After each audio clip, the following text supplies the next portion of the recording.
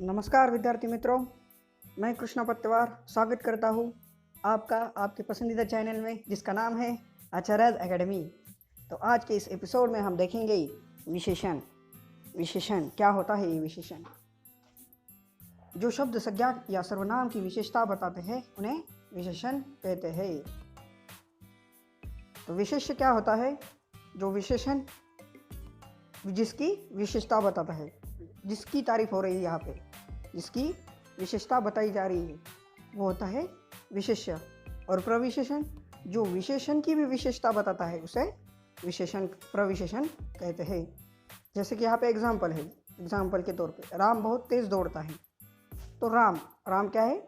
संज्ञा है। वो क्या कर रहा है? दौड़ रहा है। कैसे दौड़ रहा है? तो तेज दौड़ रहा है, ये हो गया विशेषण। यहाँ पे क्रिया हो रही है, दौड़ता है। वो कैसे दौड़ता है? अगर क्रिया को हम क्वेश्चन पूछेंगे कैसे, तो हमें मिल जाता है विशेषण। तेज दौड़ रहा है।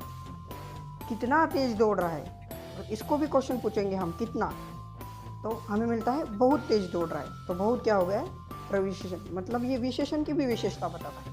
तो यहाँ पे राम विशेषण है, बहुत प्रविशेषण, और तेज दौड़ रहा है वह, तो तेज क्या हो गया है? विशेषण। अब विशेषण के 4 प्रकार होते हैं, जैसे गुणवाचक, संख्यावाचक, परिणामवाचक और सार्वनामिक। इसमें संख्यावाचक और परिणामवाचक के भी और 2 उप प्रकार होते हैं, जैसे निश्चित और अनिश्चित। तो इनमें से पहला देखेंगे हम गुणवाचक विशेषण। जिन शब्दों द्वारा संज्ञा के गुणों अथवा दोष का बोध होता है, उनके गुण अथवा दोष का बोध होता है यहाँ पे, तो उन्हें गुणवाचक विशेषण कहते हैं। इसके प्रमुख प्रकार है जैसे कि भाव, अच्छा, बुरा, कायर, बलवान, दयालु इत्यादि क्या है? इसके भाव है। काल, अगला, पिछला, नया, पुराना, ये क्या हो गया? आदि काल हो गए। स्थान भी होते हैं इसमें, स्थान शहरी है, पहाड़ी, पंजाबी है, ग्रामीण है, ये क्या हो गए? स्थान। आकार, लंबा, ऊंचा, नीचा, सुंदर, चौड़ा। समय भी आता है इसमें, मासिक, दैनिक, साप्ताहिक, त्रैमासिक। फिर दशा भी होता है, दुबला, पीला, नीला, काला, सफ़ेद, मोटू, पतलू, ये क्या हो गए? दशा है। फिर सेकंड संख्यावाचक विशेषण। अब इसके नाम से ही पता चल रहा है जिन विशेषण शब्दों से संज्ञा की संख्या का बोध होता है, जैसे कि 1 मेज है, 4 कुर्सियाँ है, 10 पुस्तकें हैं, कुछ रुपए है आदि, ये क्या हो गए? संख्यावाचक विशेषण हो गए। इसमें भी दो उप प्रकार होते हैं, जैसे निश्चित संख्यावाचक और अनिश्चित। निश्चित यानी निश्चित संख्या का बोध होता है यहाँ पे, जैसे 1, 2, 3, दूसरा आदि।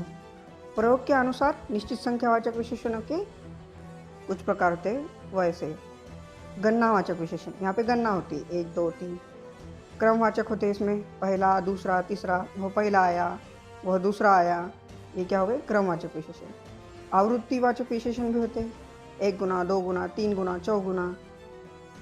समुदायवाचक विशेषण भी होते हैं, दोनों, चारों, पांचों, समुदाय हो गया ये। या प्रत्यय बोधक विशेषण होते हैं, प्रत्येक, हर एक, 2, 2। और इसका दूसरा उप प्रकार होता है अनिश्चित संख्यावाचक। इसके नाम से ही पता चल रहा है कि अनिश्चित संख्या का बोध होता है, जैसे कि थोड़े आदमी है, कुछ रुपए है, थोड़े, कुछ। यहाँ पे कुछ एग्जैक्ट वैल्यू, स्पेसिफिक वैल्यू नहीं मिल रहे हमें। थोड़े आदमी बोलते हैं, वो कितने भी हो सकते हैं थोड़े यानी, लेकिन ये कुछ काउंटेबल होते हैं। फिर तीसरा देखेंगे हम परिणामवाचक विशेषण।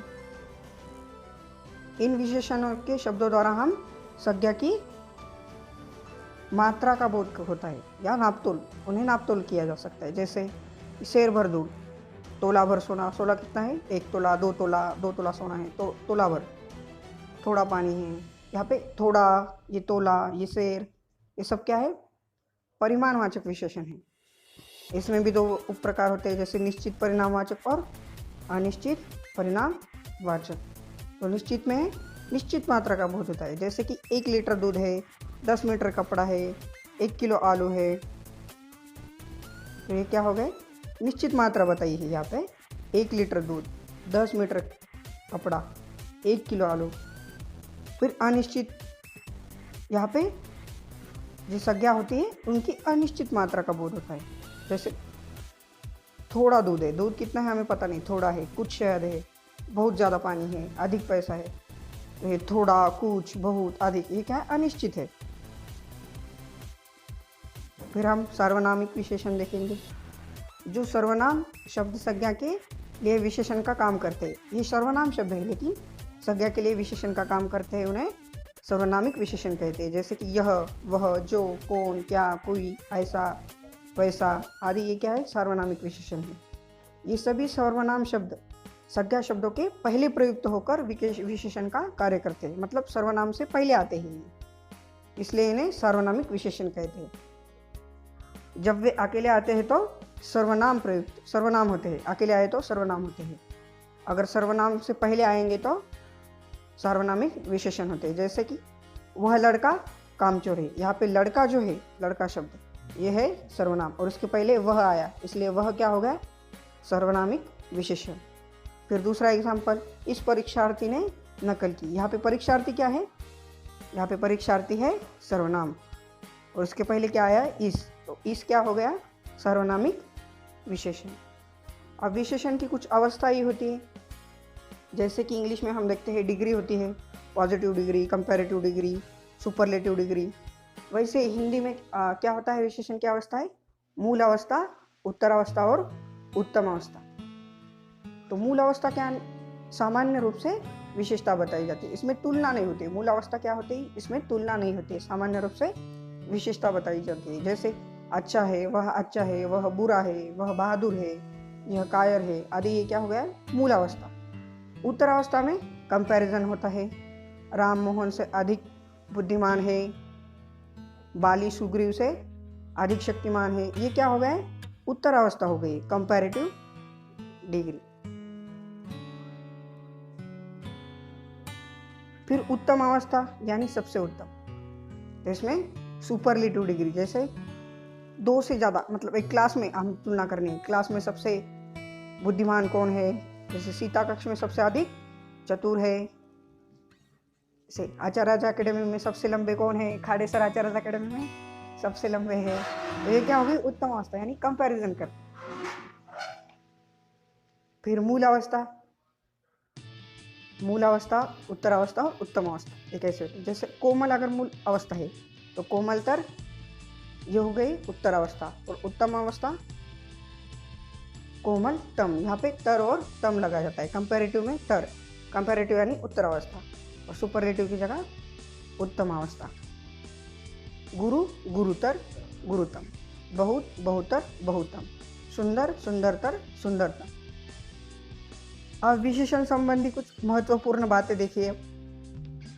हिंदी में विशेषण शब्दों के आगे विभक्ति चिन्ह नहीं लगते, जैसे अच्छे घर का, यहाँ पे जो विशेषण है उसके आगे